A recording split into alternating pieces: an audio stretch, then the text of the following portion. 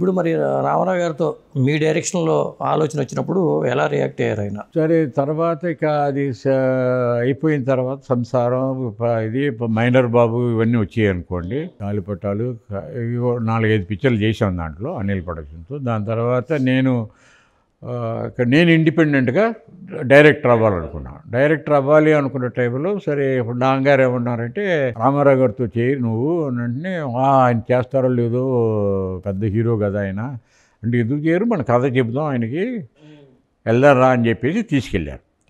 అదే 4:30కి 4:30 early morning వెళ్ళాము. కలవాలంటే డైరెక్ట్గా ఫోన్ చేసి వెళ్తారండి లేకపోతే డైరెక్ట్గా వెళ్ళిపోతారా? డైరెక్ట్గా వెళ్ళిపోతారండి. Direct appointment. వాళ్ళకి ఆ రోజుల్లో పెద్దగా అపాయింట్మెంట్స్ అనేది లేవండి, అసలు లేవు. సెక్రటరీ అనేవాడు ఉండడు, ఏ ఆర్టిస్ట్కి పెద్దగా సెక్రటరీ ఉండడు. కలవాలి అంటే డైరెక్ట్గా నేను ఇదండి, నా పేరు ఇదండి, నేను ఇదండి అని చెప్పుకోవటమే. మరి పర్సనల్గా మాట్లాడాలంటే పక్కన చుట్టుపక్కల ఎవరో ఉంటారు, వేరే వాళ్ళు ఉంటారు, ఉన్నా కూడా తప్పదండి. అన్నీ ఓపెన్, బుక్ ఓపెన్ అనమాట. మీరు ఏం చెప్పాలన్నా మన ముందు ఎంతమంది ఉంటే అంతమంది మాట్లాడాల్సిందే అంతే. ఎప్పుడైనా మరీ ఇది అయితే మాత్రం 1-2 విషయాల్లో జరిగింది అట్లా.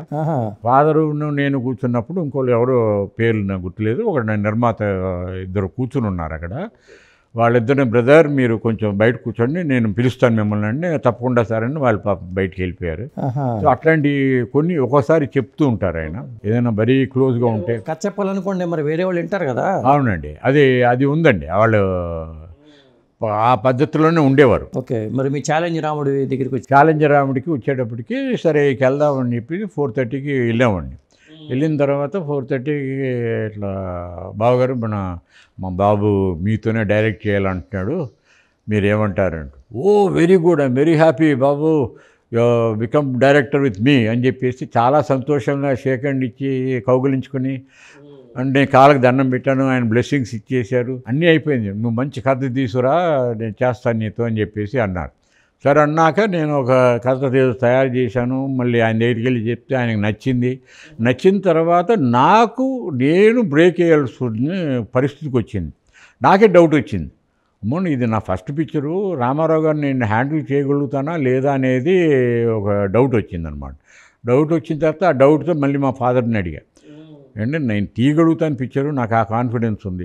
బట్ రామారావు గారిని నేను కమాండ్ చేసి ఇదిగోండి ఇది అది అని చెప్పగలిగే ఇది నాకు ఉందా లేదా అని నాకు డౌట్గా ఉంది, ఎందుకో I'm not very much confidence about that అని అంటే, అప్పుడు ఫాదర్ ఏమన్నారు, వద్దంటే తర్వాత చేయి, సెకండ్ పిక్చర్ ఇలాగే చేసుకో అంటే మళ్ళీ ఆయన ఏదైనా అంటారని, లేదు మన నీళ్ళు చెబుదాం ఇది పరిస్థితి అని, ఏదైనా మనం ఓపెన్గా మాట్లాడాలి అని చెప్పేసి అంటే, అప్పుడు మేము ఇద్దరం మళ్ళీ వెళ్ళిన తర్వాత మళ్ళీ మా ఫాదర్ చెప్పటం, బావగారు ఇట్లా వాడు కొంచెం కాన్ఫిడెన్స్ మీ పైన ఫస్ట్ పిక్చర్ చేయాలంటే ఎంత కాన్ఫిడెన్స్గా ఉండలేడు, పొద్దున్నే వెళ్ళాల్సిందేగా, ఆ టైమింగ్ అది ఫిక్స్డ్ నేను. ఇక మీరు కూడా అలర్ట్ అయిపోయి ఆ టైంకి వెళ్ళిపోవటమే. ఆయన దగ్గరికి వెళ్ళాలంటే 4:30కి 4 o'clock 3:30 4 o'clock వెళ్ళిపోవటం స్నానం చేసి వెళ్ళిపోవటం తప్పుది.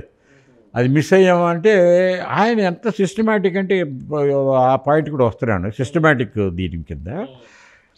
ఎందుకు 4:30 కూర్చుంటారంటే 4:30 to 6 వరకు వాళ్ళు ప్రొడ్యూసర్స్ వచ్చి కథలు చెప్పడానికి పెట్టుకునేవారండి.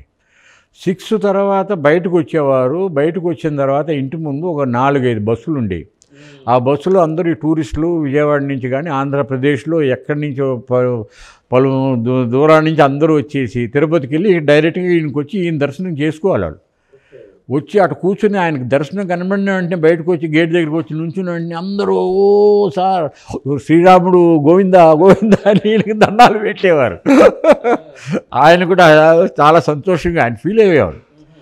అంటే నన్ను ఒక భగవంతుడి కింద వాళ్ళు చూస్తున్నారని అంటే ఎంత రెస్పెక్ట్ ఇస్తున్నారనే ఒక ఫీలింగ్ ఆయనకు ఉండేది పాపం.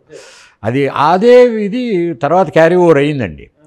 అంటే జనం పైన నమ్మకం, జనం నా పైన నమ్మకం పెట్టారు. సో నేను జనానికి ఏం చేయగలుగుతాను అన్నది తర్వాత తీసుకొచ్చారు ఆయన. అది మాకు తెలియదు, అది దైవాధీనం. అది తర్వాత ఒక పెద్ద పాలిటీషియన్ అయిపోయాడు. ఒక 1 year లోపల పార్టీ పెట్టి ఒక పెద్ద నాయకుడు అయ్యాడు కదా. అది మాటలు కాదండి, ఎవరి వల్ల కాదు, అది నాట్ పాజిబుల్. అంటే మన ప్రజల కోసం మనం ఏదో చేద్దామనే ఉద్దేశంతో ఇక ఆయన చేశారండి. అంటే ప్రజలు అంత నమ్మారు నన్ను, ఇంత ఒక దేవుడిగా చూశారు నన్ను.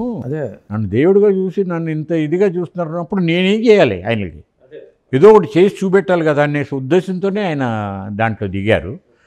సో ఆ పార్టీలో దిగటం అది వేరే విషయం అనుకోండి. అదే దిగారు అక్కడ సూపర్ డూపర్ పెద్ద లీడర్ అయిపోయారు దాంట్లో.